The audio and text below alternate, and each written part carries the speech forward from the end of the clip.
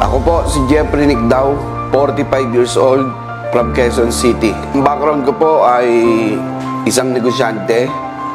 Kami po ang owner ng Urbanity, Your Lifestyle Milk Tea, at yung Samgyup on the Go. So we are into franchising business since 2018. So masasabi ko na successful yung aming business.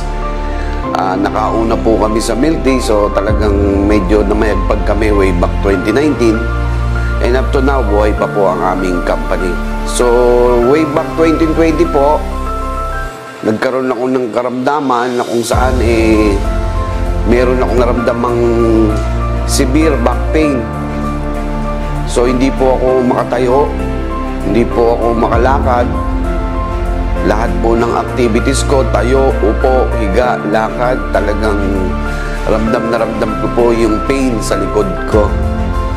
Kanya po nagpa-check up po ako sa neuro at nirekomenda akong mag-undergo ng MRI para po malaman ano po yung cause ng severe back pain ko. So true enough, nagpa-MRI po ako, lumabas po ang resulta na nagkaroon daw po ako ng disc bulge sa L4, L5 ng aking spine. So ang tendency po napipinch dito yung sciatica nerve ko down to my left leg. Kaya pala ganun na lang kasakit yung pain. Talagang hirap na hirap po akong bumangon sa umaga. So lahat ng galaw ko talagang hindi maiwasan na yung nerve ko na tinatamaan, kaya nagkukos ng pain na matindi. So yun po, nung bumalik ako sa akin doktor sa Chinese, ang recommended niya po sa akin is operation. So bubuksan po yung aking spine, yung likod, para tanggalin po yung disc bulge. So syempre hindi po ako pumayag basta. Nagtanong ako kung ano yung pwedeng alternative. Ang in-offer niya sa akin is physical therapy. So sa madaling sabi po, tinig ko po na yung option na physical therapy instead na mag-undergo agad ng surgery. So yun, naghanap po ako ng clinic na kung saan pwede po akong mag-undergo ng therapy. So yun, gumastos po ako ng malakas sa mga physical therapist ko. Sa una, nare-relieve temporarily, pero until such time na talagang parang ganun pa rin yung aking pakiramdam. Kaya naman po, nag-try po naman ako sa Chiro, yung chiropractic. So nakikita ko sa Facebook, ang daming natutulungan, nare-relieve yung mga pain sa kanilang katawan. So nag-try din po ako dyan. Kanya lang, ganun din po. Pagka nandun ka, ini-stretching ka or kinakairo ka, pero at the end of the day, o pag uwi mo, ganun pa rin, masakit pa rin po. So ang lungkot-lungkot ko kasi wala, hindi ko na po ma-enjoy yung buhay ko. So may successful business ka, kaya lang, hindi mo naman ma-enjoy. Kasi imagine mo, even yung pag-grocery na lang namin with my family, hindi ko na sila masamahan. Nandun na lang po ako sa counter, nag-iintay sa kanila. Kasi nga, hindi ko magawang maglakad ng malayo o tumayo ng matagal. Dahil talagang masakit po yung aking karamdaman.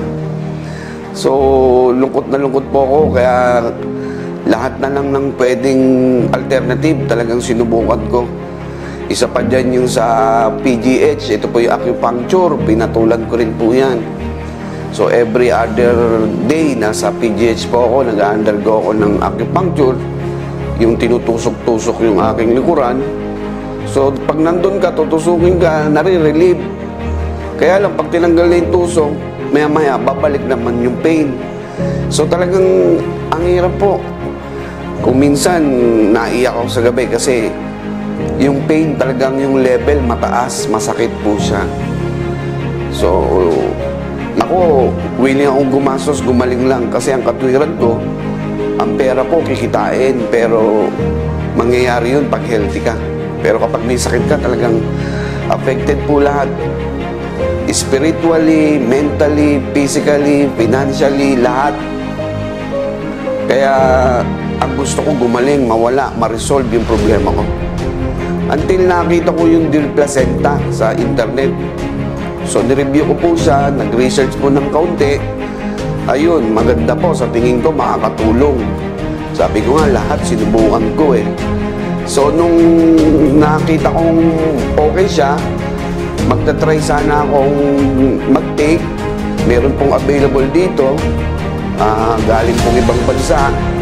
Kaya lang, nung bibili na ako ng isang bote, ayaw akong bentahan. Kailangan daw 7.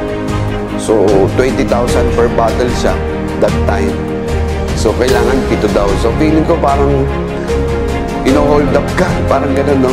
So, ang ginawa ko, naghanap po ako ng alternative kung paano ako makaka-take nun. At the same time, nakita ko rin yung opportunity na bilang isang negosyante, magandang negosyo rin. Kasi kumbaga, may demand.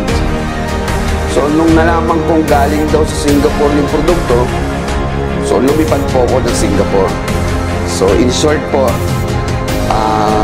nagpa-formulate po ako ng sarili kong brand.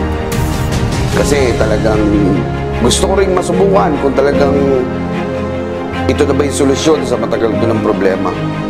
Kaya naman nung dumating yung produkto dito nung October 2021, agad-agad, tinry ko yung 5 bote.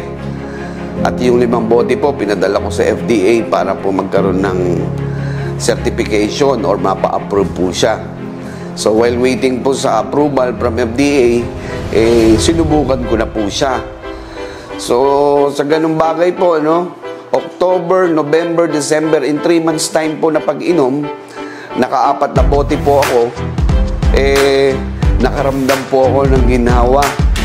So sabi ko, ito na po. Ito na pala yung matagal ko nang inaantay ng pinagdarasal. At ito na nga, ginamit po ito bilang instrumento para masolusyonan yung matagal ko ng problema. So 3 months po na pag-inom po nito, with the dosage na recommended po ng manufacturer, talagang nakaramdam po ako ng ginhawa. Bumalik na po ako sa dating ako. Wala na po yung chiro ko, wala na yung physical therapy ko, wala na po lalo yung medication ko. Dahil po dito sa Be My Beauty, Dear Placenta. Napakaswerte ko po dahil kumbaga mapalad at nabiyayaan po ng ganitong klaseng produkto. Again, maraming salamat po sa Be My Beauty, Dear Placenta Plus. Tulungan po natin na ikalat po sa buong Pilipinas dahil sa panahon ngayon, wala akong bahay na walang may sakit. So, kailangan po natin itong mga Pilipino. At the same time, pahalagahan po natin ang ating kalusugan. Yun lamang po. Maraming salamat. Ako po si Jeffrey Nick Daw.